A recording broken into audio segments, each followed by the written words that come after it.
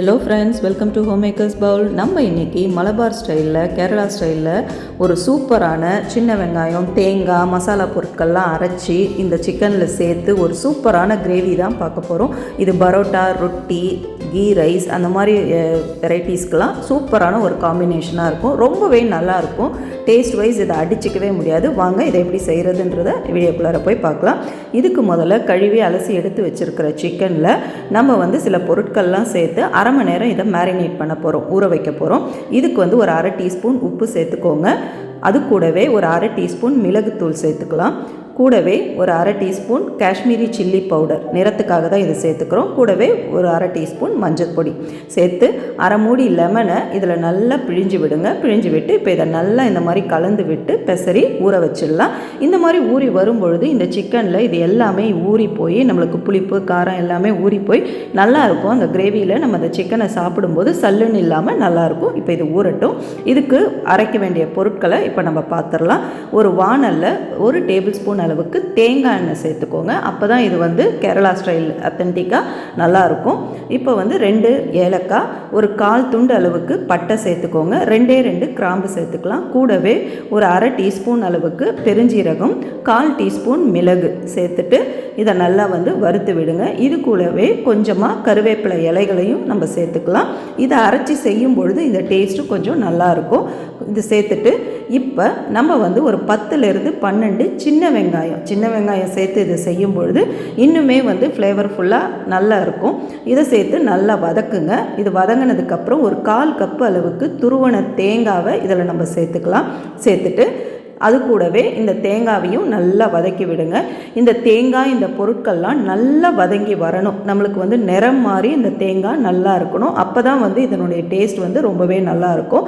இப்படி வதக்கும் பொழுது நீங்கள் இதுலேயே மல்லித்தூள், மிளகுத்தூள், மிளகாய்த்தூள்லாம் சேர்த்து கூட வதக்கிக்கலாம். அதையும் சேர்த்தும் அரைக்கலாம். அதுவும் நல்லா தான் இருக்கும். நான் இப்போ அதை கிரேவியில் தான் சேர்த்துக்க போகிறேன். இப்போ இந்த மாதிரி நிறம் மாறுற அளவுக்கு நல்லா வதக்கிடுங்க. இப்போ இது ஒரு பிளேட்டில் எடுத்து வச்சு நம்ம ஆற வச்சிடலாம். இது கூடவே நீங்கள் இஞ்சி பூண்டும் சேர்க்குறதா இருந்தால் சேர்த்து அரைச்சிக்கலாம். நான் பேஸ்ட்டாக இருக்கிறதுனால அப்படியே சேர்த்துக்கிறேன். ஒரு 1/4 துண்டு இஞ்சி, ஒரு 8 பூண்டு பல் இது கூட நீங்கள் சேர்த்துக்கிட்டிங்கன்னா சரியான அளவுகளாக இருக்கும். இப்போ இது ஆறட்டும். இது ஆறுனதுக்கப்புறம் இதை தண்ணி ஊற்றி நல்ல மைய பேஸ்ட்டாக நம்ம அரைச்சிக்கலாம். இப்போ இது ஒரு ஓரம் இருக்கட்டும். அடுத்து நம்ம மண் சட்டியில் தான் இந்த கிரேவியை செய்ய போகிறோம். அது இன்னுமே இந்த கிரேவிக்கு ஒரு டேஸ்ட்டை என்ஹான்ஸ் பண்ணி கொடுக்கும்.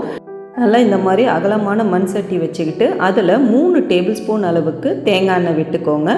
கூடவே 1 டீஸ்பூன் பெருஞ்சீரக தூள் சேர்த்துட்டு கருவேப்பிலை இலையும் கிள்ளி சேர்த்துக்கோங்க. இப்போ இது எல்லாமே நல்லா பொரியட்டும். பொரிஞ்சதுக்கப்புறம் 1 டீஸ்பூன் அளவுக்கு இஞ்சி பூண்டு விழுது நீங்கள் சேர்த்துக்கோங்க. நான் 2 மீடியம் சைஸ் பெரிய வெங்காயத்தை நல்லா இந்த மாதிரி ஸ்லைஸ் பண்ணி வச்சுருக்கேன். நல்லா நீளமாக நறுக்கி வச்சுக்கோங்க. அதையும் சேர்த்து இது கூடவே நல்லா வதக்கி விடுங்க. இந்த வெங்காயமும் நல்லா வதங்கி வரணும்.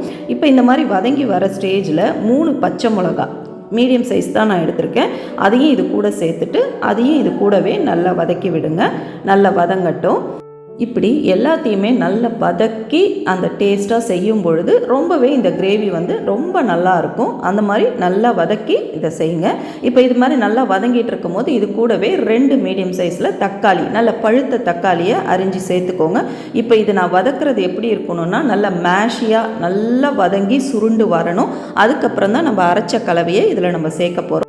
இப்போ இது நல்லா வதங்கி வரத்துக்கு இதில் ஒரு அரை டீஸ்பூன் உப்பு சேர்த்துக்கோங்க. நம்ம முன்னாடியே சிக்கன்லேயும் உப்பு சேர்த்துருக்கோம், அதனால் பார்த்து சேர்த்துக்கோங்க உங்கள் தேவைக்கேற்ப. இப்போ இது நல்லா வதங்கட்டும். இந்த மாதிரி கலவை நல்லா வதங்கி வரணும். வதங்கி வர டைமில் நம்ம அந்த இதை அரைச்சிட்டு வந்துடலாம்.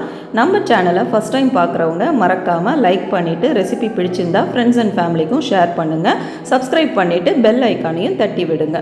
அப்போ தான் இந்த மாதிரி இன்ட்ரெஸ்டிங்கான வீடியோஸ் உங்களுக்கு நோட்டிஃபிகேஷன் காமிக்கும். இப்போ நம்ம அரைச்ச கலவையை இதில் நம்ம சேர்த்துடலாம். அந்த மிக்ஸி ஜார்லேயே கொஞ்சம் தண்ணி சேர்த்தும் அதையும் கூட சேர்த்துக்கோங்க. இப்போ இது எல்லாத்தையும் நல்லா கலந்து விடுங்க. இப்போ பாருங்கள், நல்லா இந்த மாதிரி கலந்து வந்துருச்சு. இப்போ இதில் நம்ம ஸ்பைஸ் பவுடர்ஸ்லாம் சேர்த்துடலாம். மிளகாய்த்தூள், மல்லித்தூள் அதெல்லாம் இப்போ நம்ம இது கூட நம்ம சேர்த்துக்கலாம். இப்போ இந்த மாதிரி நல்லா கலந்து விட்டுட்டு தண்ணி இதுவே இருக்கட்டும். நம்ம சிக்கன் வேறு சேர்த்துட்டு அதுக்கப்புறம் வேறு கொஞ்சம் தண்ணி சேர்க்கணும். இப்போ 1 டீஸ்பூன் தனி மிளகாய்த்தூள், 1 டீஸ்பூன் காஷ்மீரி தூள், 1 டீஸ்பூன் மல்லித்தூள் இதுதான் இதுக்கு நம்ம சேர்க்க போகிறோம். சேர்த்துட்டு இப்போ நல்லா கலந்து விடுங்க.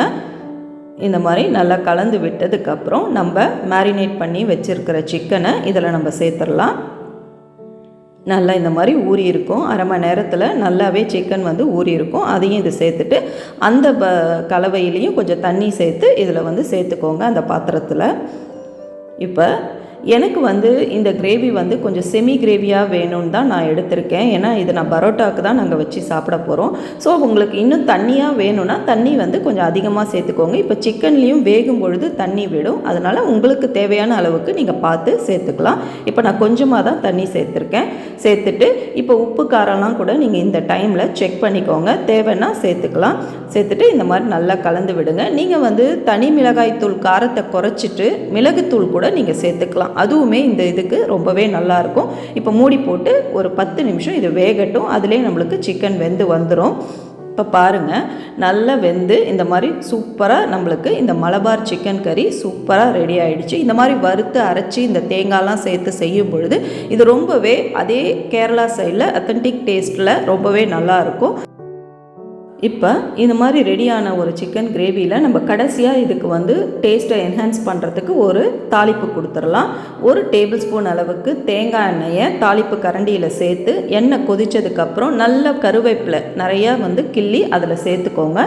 அதை சேர்த்து அந்த தேங்காய் எண்ணெயோடு இருக்கிற அந்த கருவேப்பிலையை இதில் சேர்த்து இறக்குனீங்கன்னா அவ்வளோ ஒரு டேஸ்ட் வந்து நமக்கு வந்து ஃப்ளேவர்ஃபுல்லாகவும் இருக்கும். ப்ளஸ் வந்து அந்த வாசமே நமக்கு வந்து இது ரொம்ப டெம்டிங்காக இருக்கும். நீங்களும் ட்ரை பண்ணி பார்த்துட்டு எப்படி வந்ததுன்னு சொல்லுங்கள்.